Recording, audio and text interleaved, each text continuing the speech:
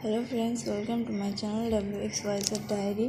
सो guys, एक good news है। Guess what, मैंने कल जो वीडियो अपलोड किया उसमें फिर से कॉपीराइट क्लेम आ चुका है।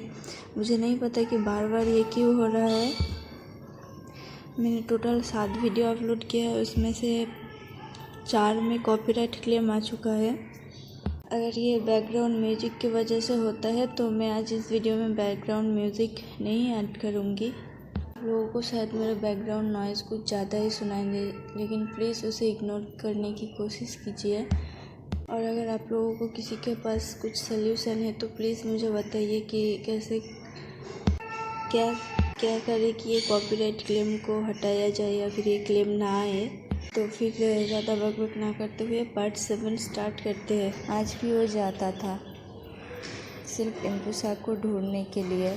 जो योजना एम्पेरर ने बनाया था इम्पुसा को पकड़ने के लिए, वो योजना तो कब तक रुकवा दिया गया था कि बिना इम्पुसा के पकड़ने का योजना कैसा। हर रोज़ खुद एम्पेरर जाते थे सिंसी फॉरेस्ट में और उसी जगह पे जाके थक हार कर बैठता था और उन दोनों के उस हसीन पल को याद करता था। कभी कभी तो मानो उसके पत्थर दिल थोड़ी देर के लिए मुस्कुरा जाता था उन यादों को याद करके, और कभी कभी तो उसका उस सूखा हुआ आंखों से आंसू निकल जाता था उस यादों को याद करके। आज भी एम्पेरर ने डिनर के बाद सिंसी फॉरेस्ट के उसी जगह पे जाके बैठ गया जहाँ एक वक्त वो दोनों ने एक साथ बैठकर बुचिंग और फ्लूट प्ले किया था, और उन दोनों के उस हसीन पल को सोचने लगा।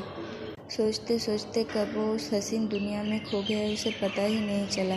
उसे होश तो तब आया जब उसके नाक में हल्की सी एक स्मेल आया, स्वीट स्माइल, जो स्मेल बहुत ही जाना और पहचाना था। एम्पेरर को तुरंत समझ आ गया कि ये स्मेल कहाँ से आ रहा है और किस पर्सन का स्मेल है। उसने पीछे आंखें घुमाया और थोड़ी ही दूरी बाद उस पर्सन को पाया जिसे देखने के लिए एम्पेरर का आंखें तरस चुका था। उसका रूह सूख गया था। उस पर्सन का धीरे धीरे अपने करीब आते हुए देखकर एम्पेरर का दिल मानो धीरे धीरे वो पर्सन एम्पेरर की तरफ बढ़ रहा था। एम्पेरर थोड़ी ही दूरी पे ऐसे जगह छुप गया जहाँ से वो तो इम्पुसा को देख सकता था, लेकिन इम्पुसा उसे नहीं देख सकता था। झाड़ी पे छुप के इम्पुसा को पूरी तरह शीशे लेके पाँव तक स्कैन करने लगा, लेकिन इम्पुसा की हालत देख के मानो उसके सीने में किसी ने कई सारे सुई चुभा दिया हो। इम्पुसा के वो ब्लैक सिल्की लॉन्ग हेयर अब पूरी तरह से रफ हो चुका था। उसका वो हेल्दी वेल बिल्ड बॉडी पूरी तरह से सूख चुका था। उसका उस नशीली आमंड आई के नीचे काली था। उसका वो चेरी जैसा प्लम्पी रोज लिप जो कभी कभी लानुआंग जी के दिल में अरमान जगाता था, पूरी तरह से पेल और ड्राई था। उसका मिल्की वाइट स्किन अब येलो पड़ चुका था। उसके हाथों में और गले में कई सारे खरोचों के निशान थे, यहाँ तक कि उसके फेस पे भी कुछ खरोचों के निशान थे। उसका वो ब्लैक रोब मानो से अब लूज हो रहा था, और तो और वो ऐसे लंगड़ा के चल रहा था मानो किसी भी टाइम वो गिर जाएगा। लेकिन थैंक्स कि उसके बगल वाला पर्सन उसे टाइटली पकड़ा हुआ था, उसे पूरी तरह से सपोर्ट दिया हुआ था, उसे गिरने से रोक रहा था। जैसे ही लानुआंग जी की नज़र उस बाजू वाले पर्सन पे गया, उसका खून पूरी तरह से गर्म हो चुका था। इम्पुसा वैसे क्यों चल रहा था? उसके शरीर में वो जख्म कैसा था? उसके शरीर वैसे क्यों था और वो पर्सन उसे ऐसे क्यों पकड़ा हुआ था? वो एक अल्फा था, और एक अल्फा होकर वो एक ओमेगा को सहारा कैसे दे सकता है? एक ओमेगा के साथ ऐसे चिपके हुए कैसे चल सकता है, और वो भी इम्पुसा के साथ?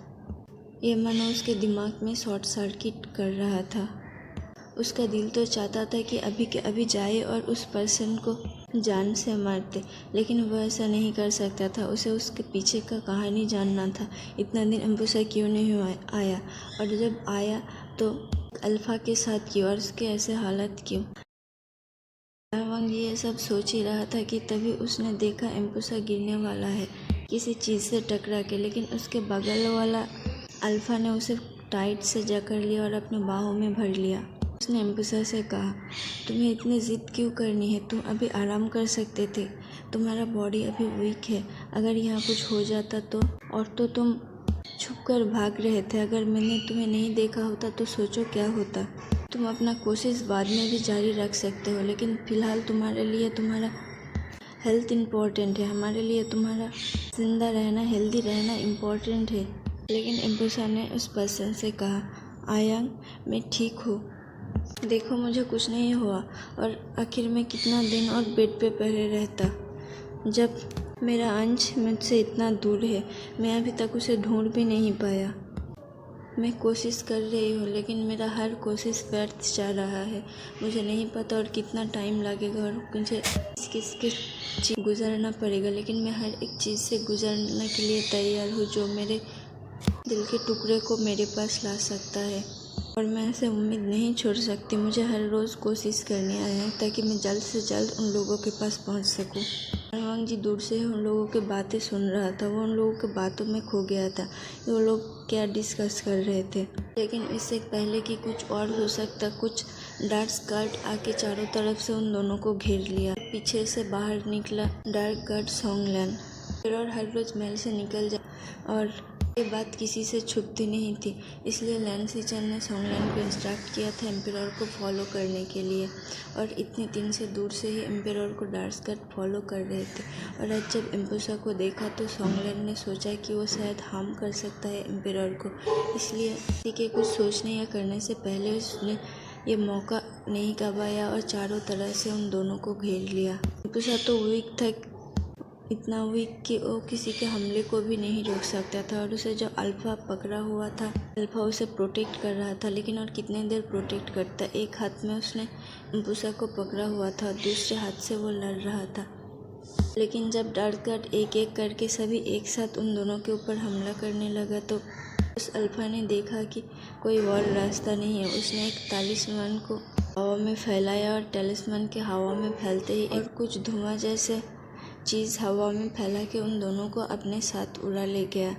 वहाँ से उन दोनों किधर अपेयर हो गए किसी को नहीं पता।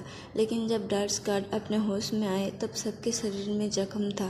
पर्सन ने उस सबको उंडेट करके उन दोनों को लेके भागा था ताकि उन लोगों का पीछा न कर सके।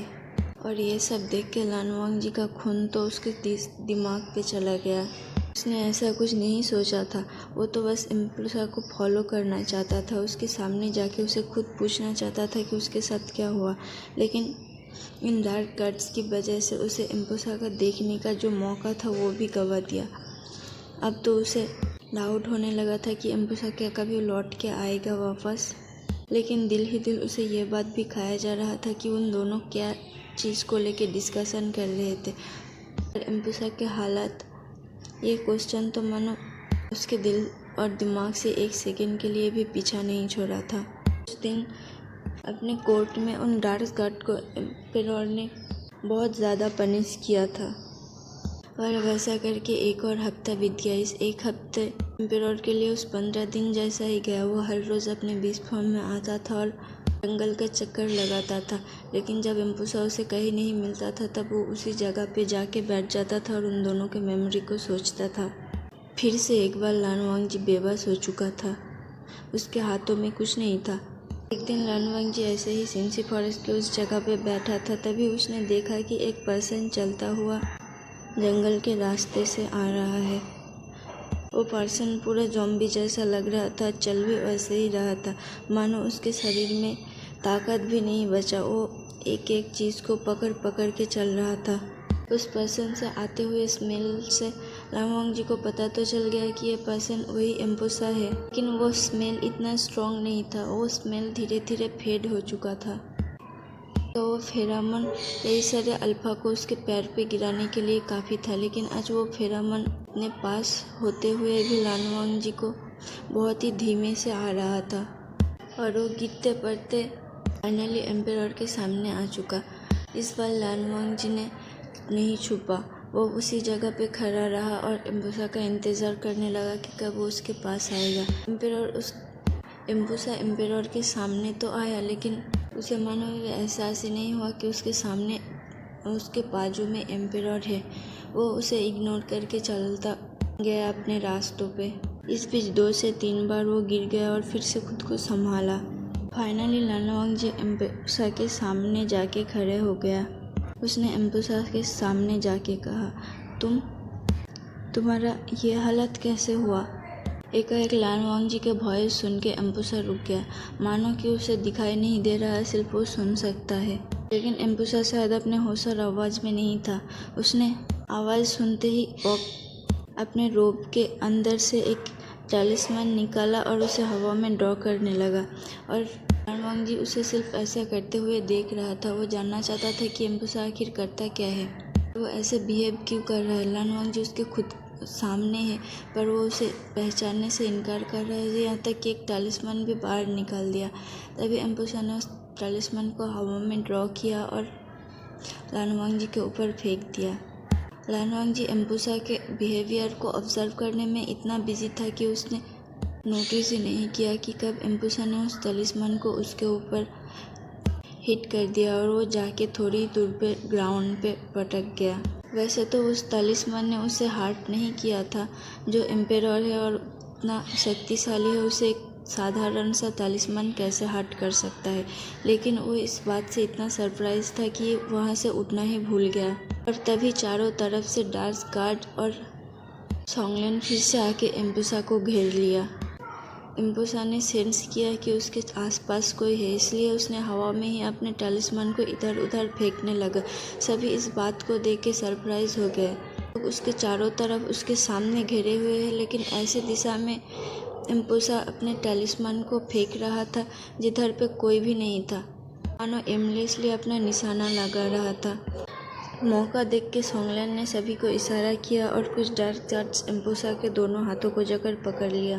और कुछ डार्क गार्ड और सोंगलिन एम्पेरर के पास गए और एम्पेरर को उठाया। एम्पेरर ने उन लोगों को डेथ ग्लेयर दिया, तुम लोग इधर क्या कर रहे हो?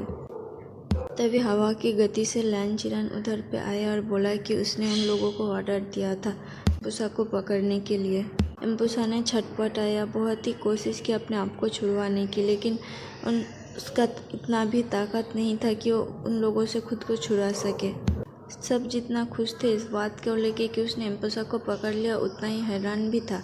कुछ महीने पहले वो इतना शक्तिशाली था कि अल्फा बीटा ओमेगा कोई भी उसके सामने टिक नहीं पा रहा था। जहाँ तक कि एम्पेरर को भी चकमा दे के वो भाग चुका था, लेकिन आज उसका इतना बदतर हालत है कि वो खुद ब खुद चल भी नहीं सकता और एक पर्सन से खुद को छुड़ा भी नहीं सकता। एम्पुसा छटपटा ही रहा था, तभी वही अल्फा जो पिछला दिन एम्पुसा को लेके आया था, वो अपीयर हुआ वहाँ पे। एक टैलिस्मैन ड्रॉ किया, लेकिन इस बार सभी डार्क गार्ड पहले से ही प्रिपेयर होके आया था, इसलिए उसका टैलिस्मैन का उन लोगों के ऊपर कोई भी असर नहीं हुआ।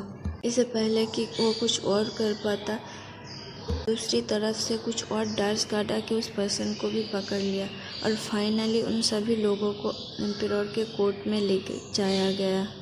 तो चलिए फ्रेंड्स, आज की पार्ट को यहीं पे ख़त्म करते हैं। अगर आपको अच्छा लगा तो प्लीज़ वीडियोस को लाइक कर देना, चैनल को सब्सक्राइब कर देना। मैं आज बैकग्राउंड म्यूज़िक नहीं लगाऊंगी।